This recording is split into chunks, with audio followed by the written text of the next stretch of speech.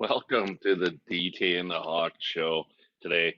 I come from a air conditioned bedroom today, so it's going to be a good show.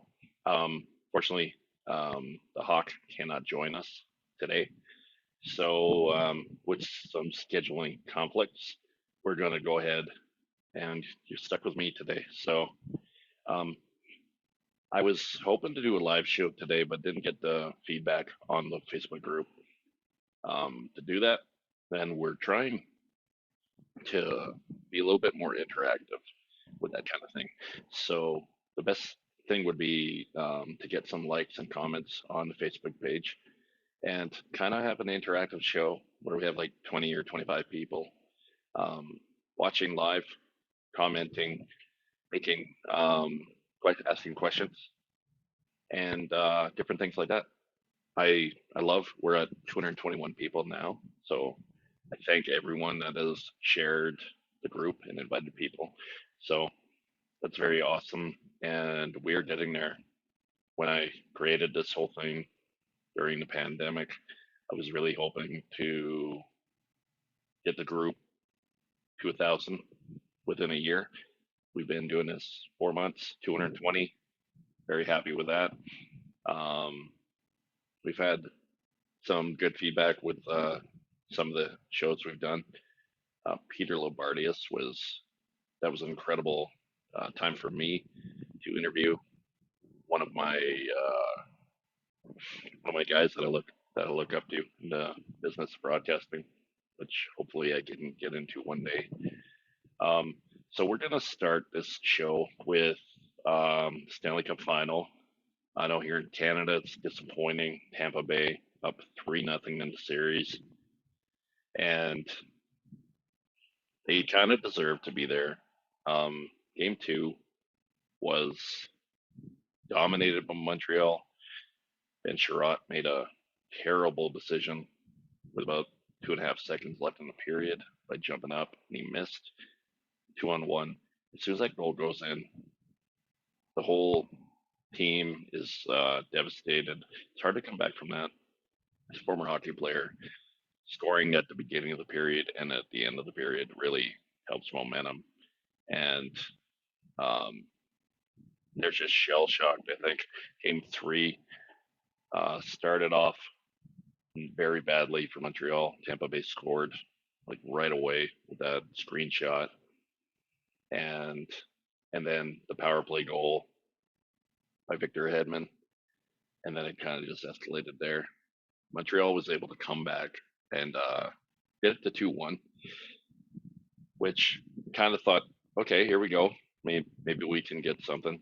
And I feel like Montreal would have had a better chance in this game if they would have had more fans in the stands. 3,500. It sounded like a full stadium, but it still would have been great if they would have just released the protocols a little bit. They asked to get 10,000 and rejected on that, so that's disappointing.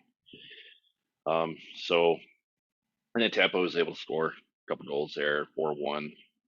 Montreal gets another one. Still, it's too hard to come back on goalie like Bass. Prediction for Game Four: I do believe Montreal will get a game here and probably lose in five. It's disappointing. We actually had a podcast, me and the Hawk, but we had some problems last week, and it didn't go very long, so we didn't post it. Um, the Hawk picked the Habs in five, and I picked the Lightning in six. So we'll see what happens here. Um, Teams have come back from 3-0 before, so you just got to take it one game at a time. No I in team, that kind of stuff. So, what do you guys think of Montreal's chances in the series? Down 3-0, it's going to be very tough. If you look at the history of Tampa Bay and Montreal in the last 25 games or so, I believe Montreal only has a couple victories in that scenario. So it sucks. Stanley Cup is going to be in the U.S. again. We we don't get very many chances at this, as it's hard for Canadian team to get to the finals. This year it was a little bit easier as you had a guaranteed Canadian team into the Final Four. So Montreal beating Vegas was pretty incredible, and that was cool. That was a really cool and fun series to watch. So to all the Habs fans, I'm sure you've enjoyed the ride, and your team's doing okay here for for the future. You got Cole Caulfield. He looks like a star in the making. Suzuki looked like a home run trade that they got from Vegas in the Max Pacioretty deal. So it's awesome when you acquire young players and they turn into stars. So that's another thing I want to say about Tampa Bay. People are saying the cheaters, 18 million over the cap, and it is what it is.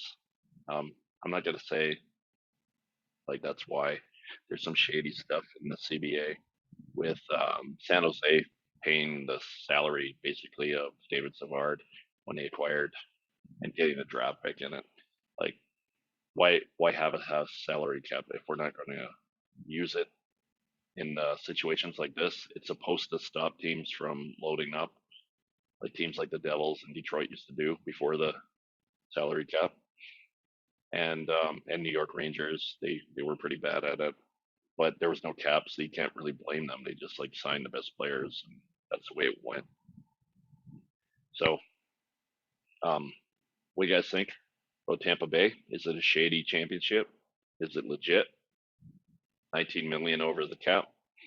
Um, Kucherov comes back right before the playoffs. He probably was ready to play about a month before, but they brought him back. They would have had to make cuts and stuff, so they played it the smart way.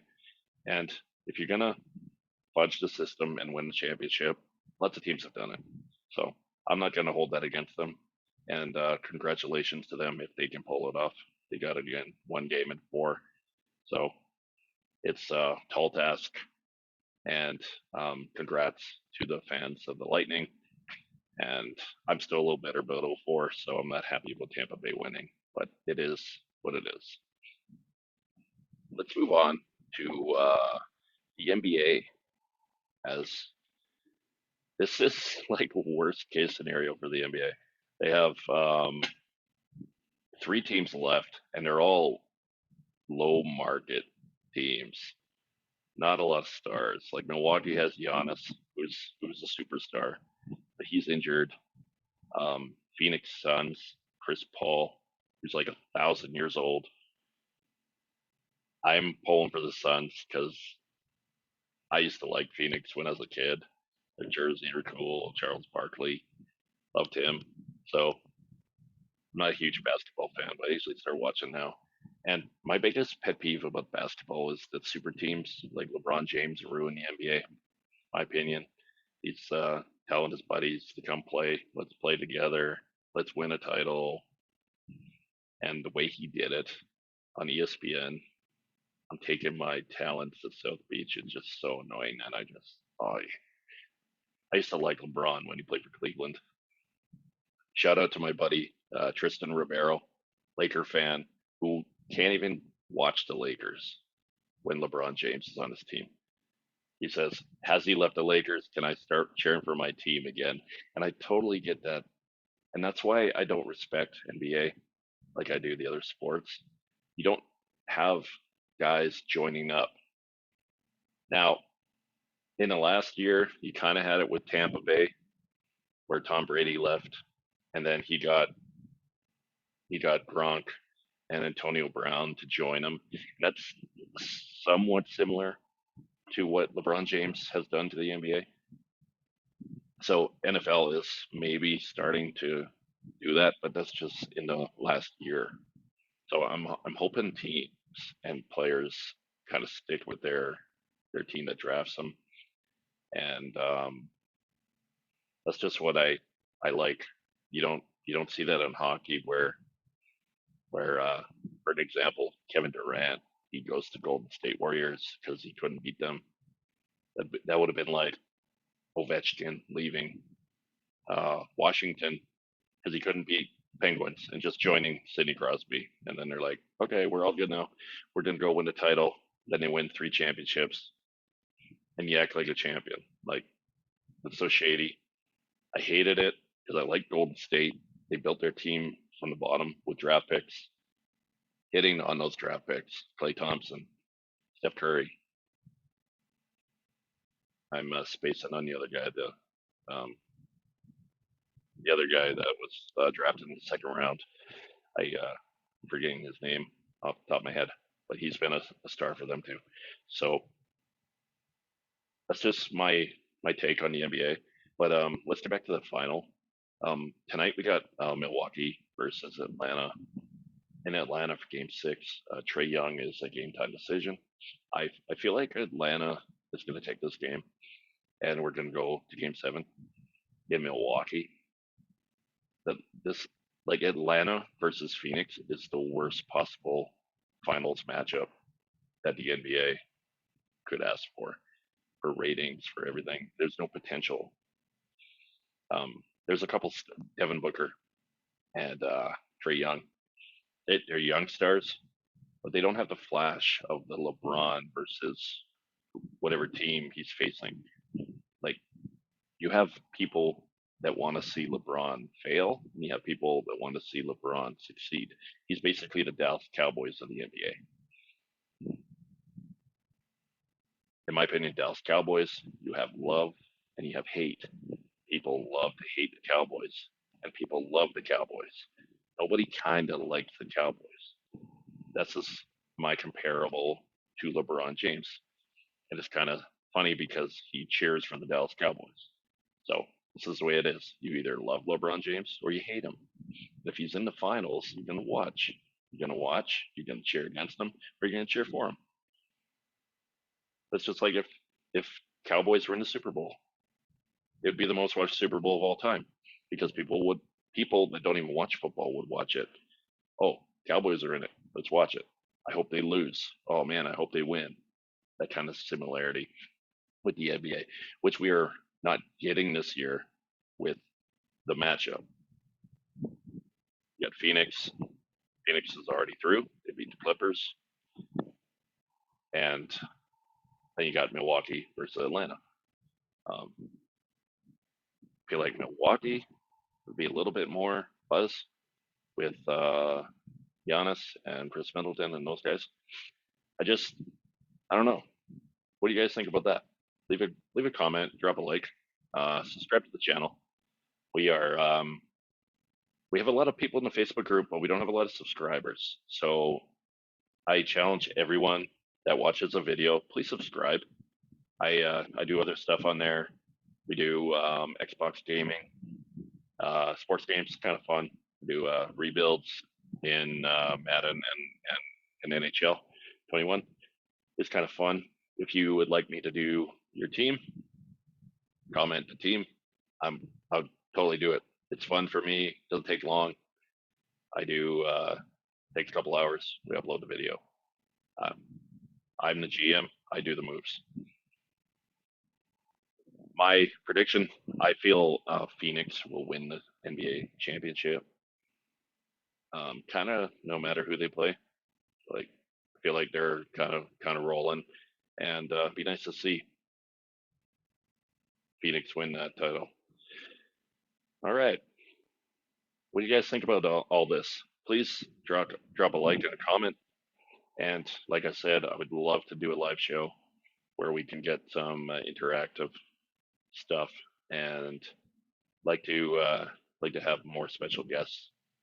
So please comment on the Facebook page, and we will get you on. We'll talk about what you want.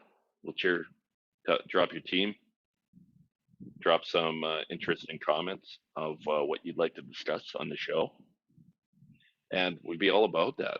I feel like it would be a lot of fun, and I'd like to talk to some people that I've never talked to before because Facebook group, there's a lot of guys I don't really know on here. So hoping to hear from you.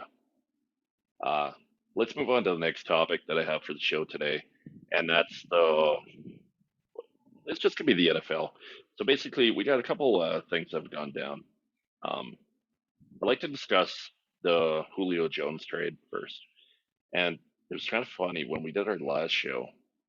Me, me and the Hawk, we hosted the show, and about an hour later, Julio Jones is traded from Atlanta to Tennessee. What do you guys think of this trade? I I think it's a pretty good deal for Tennessee in the short term, as Julio is getting up there in age, but he's still got some skills, and I feel like he'll make that team better, especially with Derrick Henry. Like if you bring that safety down to stop Henry, the play action game is going to be really good. So I feel like if you want to take a sleeper in a fantasy draft as your Ryan Tannehill, maybe the guy. I see him going 4,000 yards, maybe 25 TDs. I think it's just a second round and a future fourth or something. It wasn't a lot to get Julio out of Atlanta. And me, as if you know me, I'm a Saints fan, so getting Julio out of there, it doesn't hurt my feelings at all. Uh, must be it's going to be Calvin Ridley and the new guy, the new tight end out of Florida. And I'm spacing on his name. Can't be that good, I guess. Um, so let's next topic for the NFL. We got the Washington football team and the sexual scandal. They're fined $10 million, and Ed Snyder has stepped down, the CEO, and probably be a behind the scenes kind of person. I think his wife is taking over. What do you guys think about this? I feel like they should have been fined some draft picks as well. Like $10 million for Ed Snyder is nothing. He the team is worth 3 billion, and heard on the radio that like basically if the stock market goes up like a percentage, like he can make 20 million. So it's much of a not much of a penalty for him. I like that they did fine him, but there's got to be more of a punishment in situations like this. We got to like get this out of the game. All this stuff. Um, but that's all I'm going to talk about that subject because I'm not a huge fan of that in the game. We need to discuss more about the sport and who's going to win, who's going to lose, and stuff like that. Let's move on to Aaron Rodgers. Aaron Rodgers is set to play a golf matchup versus Tom Brady, and there are two pros, Phil Mickelson, and I'm spacing on the other guy that's in the matchup. This should be pretty entertaining on Tuesday. Check it out. I don't know what channel it's on in Canada. I think ESPN in the US. So check it out. Um, for me, I love Aaron Rodgers. I think he's so cocky, he's so flashy, and I really enjoy watching his interviews. And if he retired and became a Jeopardy host, I'd probably be a Jeopardy fan. So I'm very interested to see what happens, who blinks first with Green Bay here. I feel like Green Bay is going to have to give him a contract extension where he gets a whole bunch of guaranteed money, and then it kind of turns into a 1 year deal just to get him to play next year, and then he can walk to free agency, kind of like Joe Montana kind of did to the 49ers back in the day, and then he went to KC. So I've I think the best place for Rodgers would be Denver. What do you guys think about that? I feel like the offense is ready to be a juggernaut with the running back they picked in the second round, Williams, and then they got um, Jerry Judy last year. I feel like he can break out. I think he was injured a few times, and I don't think Drew Lock is the guy in Denver to lead that team. If you disagree with me, please let me know. Comment. let me know um, where you think Aaron Rodgers will be playing next year. I I honestly don't know. He seems set on not playing for Green Bay. He's going to start getting fined for training camp when he misses training camp. It's going to be a lot of money he's going to miss out on. Now, I'm sure he has lots, and I'm sure he's set if he wanted to retire. But I feel like his legacy in Green Bay is going to be tarnished here. So, personally, I think he should just fulfill his obligations to Green Bay, go play for the Packers, and be the MVP. If he misses week one, it will not hurt my feelings as we have Packers Saints week one. And once we get closer to the NFL season, we're going to be doing weekly pick'em show where we pick winners against the spread, and hopefully we can make you guys some money. As the three amigos last year, you don't know, Jason Smart and the Hawk and myself, we do a pools ticket every week. We won 3 times last year, and we were very close 3 other weeks. So could have made a fair bit of money if certain teams had come through at the end there for us. So yeah, we're gonna start doing that. Hopefully, maybe a Friday night episode with our picks. I'll let you guys know. You could criticize us and maybe copy us and make some money together. That'd be awesome. Let's get away from the NFL world now and move on to Vladimir Guerrero Jr., All Star.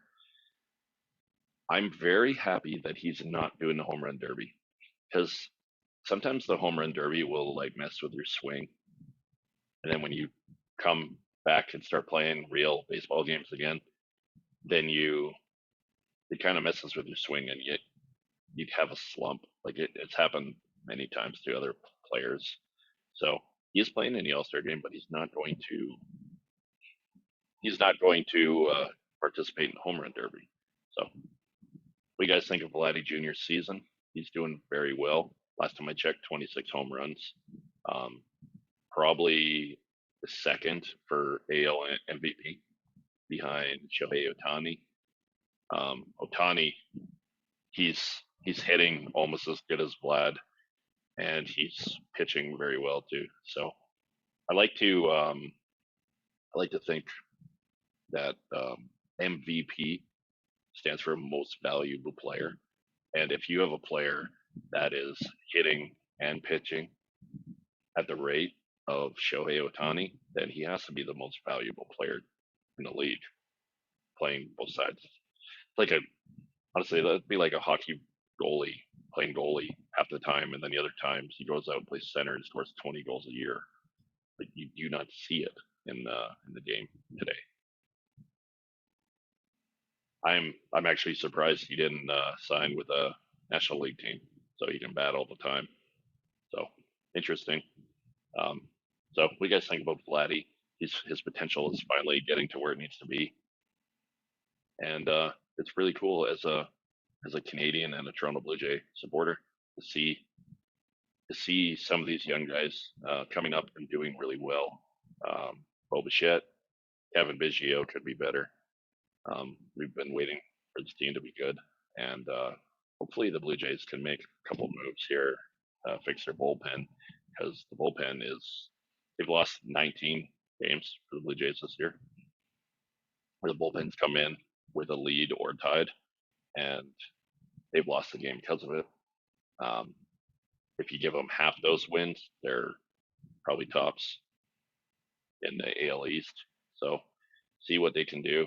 They did make a couple trades here, so I'm hoping that that the Blue Jays can make some moves and we can have a exciting summer and fall and maybe some playoff success. What do you guys think about that? I know we got some American guys in the group. Why don't you let me know your team, your Yankee fans, or whoever you cheer for, and we can talk about that. I have had a request from an old friend of mine who's a part of the group, Justin Putnam. Shout out. to Justin Putnam. He wanted to talk race cars. I do not know. I don't know shit about race cars. Let's be honest. Um, when I put this on YouTube, I say it's not for kids, so you can swear if you want. I try not to curse too much in these, but I don't know shit about race cars. Let's be honest. I don't know if you meant F1 or NASCAR or other things. I can do research and talk race cars if you want, my friend. Would love to have you on the show. Let's set something up soon. Chino, my man, who invited about 50 something people to this group. Shout out to Chino. Um, I'm happy for your New York Lightning, or whatever we're calling it. I know you're a Ranger fan, but you cheer for the Lightning because of all the guys that went south after they left New York. So shout out to you, man. I appreciate everything you do for the show, and we'll have you on as a special guest um, real soon. Celebrate the Tampa Bay Cup if we get there. The shows that I do by myself are a little sped up. I feel because we don't have the feedback, so that's why I would like to do a show live where we get some interaction. So please, next time, let's do a live Facebook show, and we will hopefully get some comments and interaction that way. I'm actually looking forward to Tampa Bay winning, so I can shave this ridiculous playoff beard. It's getting quite ridiculous, and it's very hot here in southern Alberta. Finally cooling down, but anyways, I got one last topic I'd like to bring up before we sign off here, and that's the NHL off season. We have a show coming up, Seattle Kraken mock draft. We've had a couple guys confirm, a couple say maybe. So let me know. Andy LePage, Tristan Rivero, Jason Smart. I'd like to have you guys on to talk Seattle Kraken. July 17th is the deadline for teams to have their lists in, and then they should be made public the following day. So I'd like to do, hopefully, let me check here actually on my calendar when those days are. So the 17th is a Saturday, and they're doing the draft, I believe, on the 23rd. So if we could do the show on the 18th of July, we should have all the information in. We'll do a Sunday afternoon, and we'll go through each team. We'll each pick. I'll make a list, and we'll see who's most accurate. And there's a lot of rumors going around with the Calgary Flames, who they're going to protect. I, for one, really hope that they let Gio get exposed in the draft. I don't want to lose defenseman. That's not him. We'll want to make sure that we keep Mangiapane. So hopefully the Flames will expose him to the draft. That doesn't mean that Seattle's going to take him. I personally believe that Seattle is going to sign Derek Ryan, and he will be the guy from the Flames that gets taken. So that's an early preview for my Calgary Flames pick. So what do you guys think about that? There were two NHL moves this past week we'll discuss, and then that'll be it for this week's episode. We got the Edmonton Oilers big time extension, 8 years, 5.1 per Ryan Nugent Hopkins. This deal is very interesting for me, as it's low money for what he is now, but I feel like this contract may be really bad in about 3 years. And why I say that is in 3 years. Connor McDavid is going to need an extension, and who knows what the salary cap's going to be then. He's making 12 million now. He just scored 106 points in 56 games. It might be more than that. I'm just going off what I remember. So basically, he can ask Edmonton for whatever the max contract is, and I believe it's 15 right now. It's going to go up by the time. And when this contract's up for Ryan Nugent Hopkins, he's going to be 38 years old, making $5 million a year. Now, that might not be that much by the time we get to that stage of the NHL, but I feel like that was a lot of years for someone of his age and his caliber. He's a third line center or a second line winger, depending on how you're going to do it. So I feel like Edmonton could have let him walk and probably use that money on defense or something else. You don't know what's going to happen in goaltending either. So it was just very surprising. I didn't see him coming back and signing because I feel like he could have got a lot more money on the open market and maybe play top line. So it's good for both. Like it's good for Ryan and it's good for Edmonton in the short term. But I'm just gonna go on record and say this deal might be one of those ones you look back on and go, wow, I'm not sure what they were thinking. Kind of like a similar to like Andrew Ladd, Milan Lucic, Louis Eriksson. Not where his numbers are gonna drop like those guys did. I don't know. It's just I have a feeling that it's not gonna work out too well. Also had a trade Victor Arvidsson to the LA Kings for a second round and a third round pick next year. Pretty good trade for both teams. Nashville, Philip Forsberg Instagrammed thumbs down when he heard about it, so he wasn't too happy about the trade. So, what do you guys think of the moves, potential moves? Big name out there, Jack Eichel this year. You got the neck injury, which is kind of holding things up, where Buffalo wants him to get surgery and do the rehab, and Jack wants to do experimental surgery. So they're at a crossroads. He's already said that he doesn't want to be in Buffalo. So I don't know. I really think that this is going to come to a bad divorce because you can't go back and play for the Sabres after talking all that shit about them. You can't walk in that dressing room after saying you don't want to be there and you're the captain. This is another spoiled situation where you're drafted by a team, you play there, you're the captain. They gave you $10 million. You signed a contract. And now, because you're not winning, you're just going to say, no, I don't want to play anymore. I don't want to play for this team anymore. I don't like it. I hope they keep him. I hope they don't bow to the demands.